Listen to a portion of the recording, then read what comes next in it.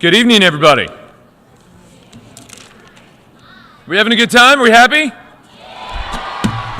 Happy planet. That's right. I heard that. Well, Sylvia, thank you for your comments. We have a happy audience out here, and Pharrell, delighted to have you with us, and such an honor to be in this amazing place this evening. I'm such a huge fan of the UN and everything that it stands for, so really delighted when they asked me to participate in this event. I couldn't say no. And in honor of the International Day of Happiness, I wanted to just take a few minutes to talk about something that brings all of us happiness, and that is solving problems. Because, it's why we love games, it's why we love mysteries, and we love sports. It's all about solving problems. And so we all have an inner problem solver inside us, and today is about enlisting that inner problem solver to take on the very real challenges that are facing our planet.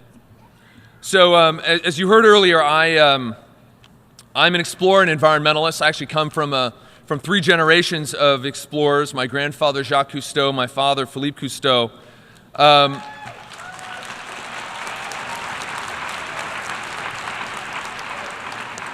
And in fact, we were talking backstage, and Pharrell just said that he mentioned my grandfather in one of his songs. So which song was it?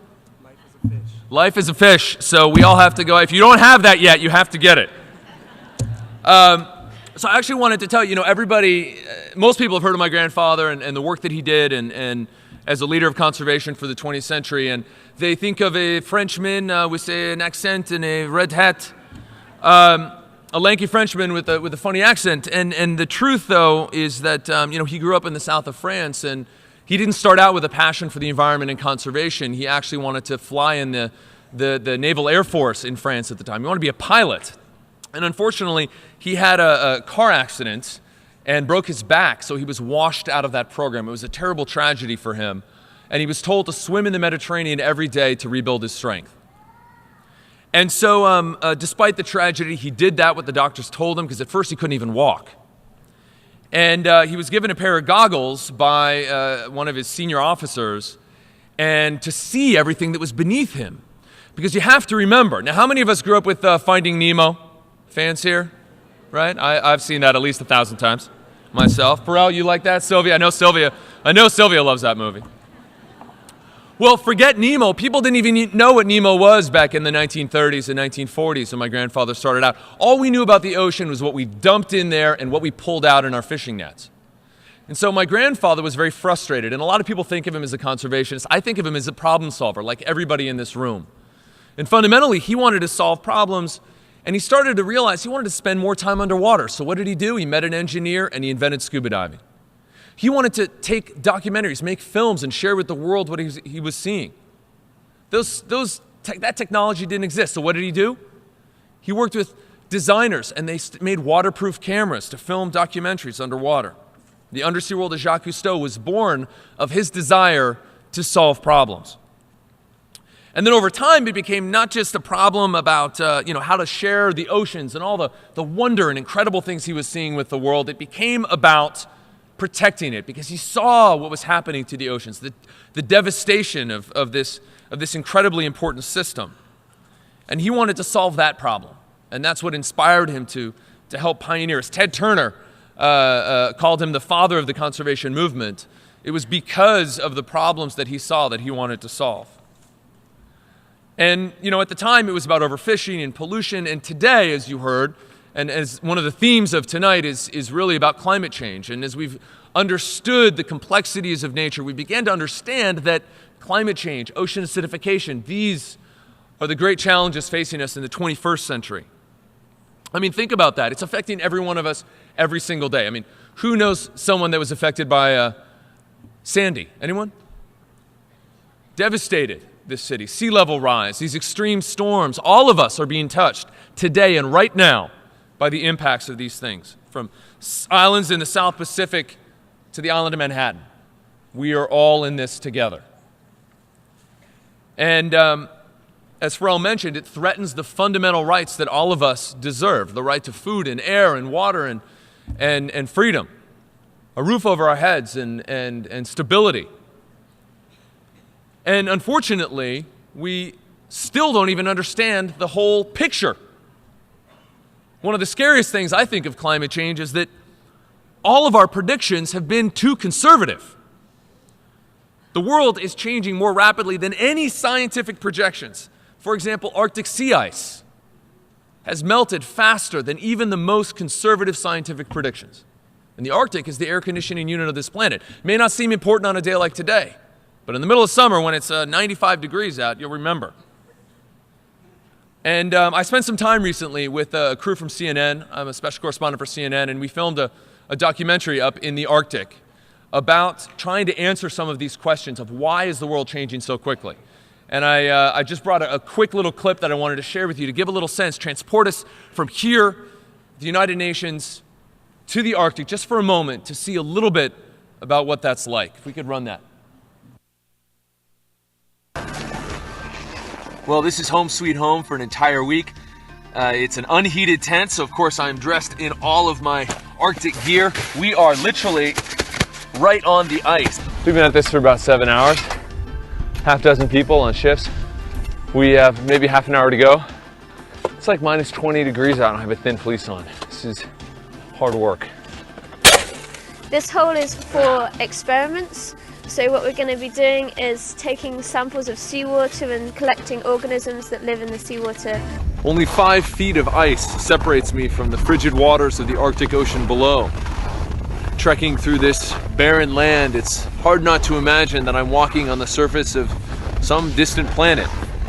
But the irony is that we know more about Venus or Mars than we do about this part of the world. I think as we are observing a change in the character of ice that covers the Arctic Ocean, I think it's really important to understand how that change in ice character is affecting carbon dynamics in this really important system. Washed my hair, so this is just a final rinse. Never washed my hair in minus 35 degrees before, but Helen is showing us how it's done because cleanliness is next to godliness. Oh, that's hot. Woo! That's pretty much how it's done.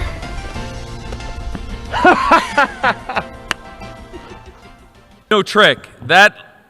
I mean, her hair froze in a heartbeat. It was minus 35, I think, that day. It got down to minus 45 while we were up there. But, you know, I chose that clip particularly because, you know, as I look out at the audience, I see a whole group of problem solvers sitting out here in front of me. Because if you'll notice, the scientists doing that research are students. Students doing this pioneering research. And as I look out students here in this audience, I see possibility and hope. I see opportunity. Because like those young scientists, there's the opportunity for each and every one of you to be problem solvers and to unravel the mysteries that continue to confound us as to why our world is changing so quickly. And the world needs you. Because when it comes to our environment and everything we do, from the soaps and the cleaners we use to the food that we eat to how we travel, makes a difference in the world. And that means the good news is that we each have an opportunity every single day to do something good. Each and every one of us in this room can take the kind of action and be part of the kinds of solutions that can build healthier communities and a happier planet. Now, I run an organization called EarthEcho International, and every day we get to work with amazing young people around the world who are taking action. And so in honor of today, we decided that we'd cut one more little video clip for you together to give a sense of young people we've worked with all over the world that are taking these kinds of actions to combat climate change and the water crisis that we face. And because every day I'm asked, you know, what can I do? So we cut this together to just give you a sample of what kids all over the world are doing.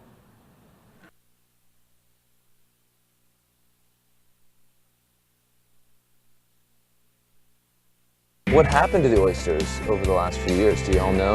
The bay has gotten dirtier and dirtier. Oyster population has plummeted down because the oysters help with filtering and cleaning the bay. Why do you think it's so important to come out here and see what's in your water? We pollute it and it needs to stay clean, and they help us to stay clean, so we should help other oysters too. We're trying to keep Anacostia trash free. This Bangalore trap is actually the first one installed in the whole Western Hemisphere.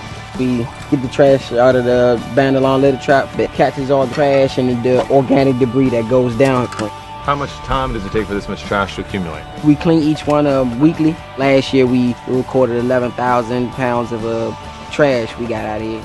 11,000 pounds of trash. So that's 11,000 pounds of trash that's not into the Anacostia River. Tell me about what you guys did. We put it in a log deflector, which helps increase the oxygen levels in the water.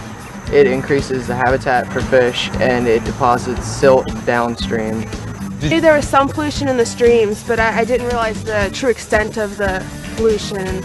I found it amazing that just 25 kids building a log deflector could really improve the stream. And what are we doing along this riparian zone here today, ladies? We're planting a riparian buffer. Oh yeah? What is a riparian buffer? Keep the dirt from falling into the stream. This isn't just about planting a tree, is it? What is this about? Nature.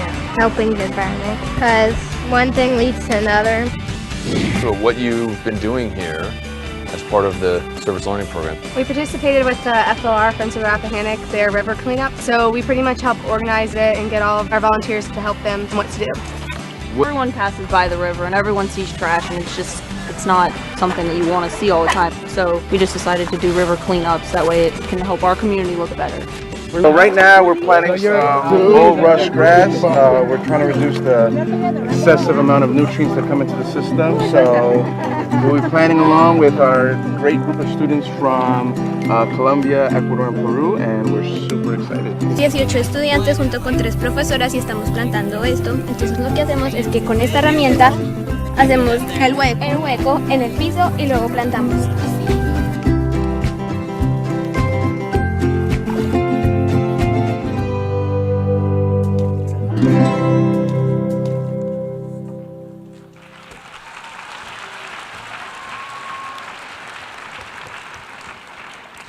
I have no doubt that there are several of you, if not all of you in the audience, that are doing similar projects like this. But for all the challenges and problems that I see around the world, that is what gives me hope.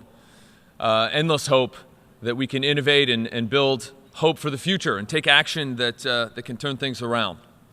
So I just want to close with the fact that this week in particular, we just launched a program called the World Water Monitoring Challenge. There's no question that water is one of the biggest crises of the 21st century.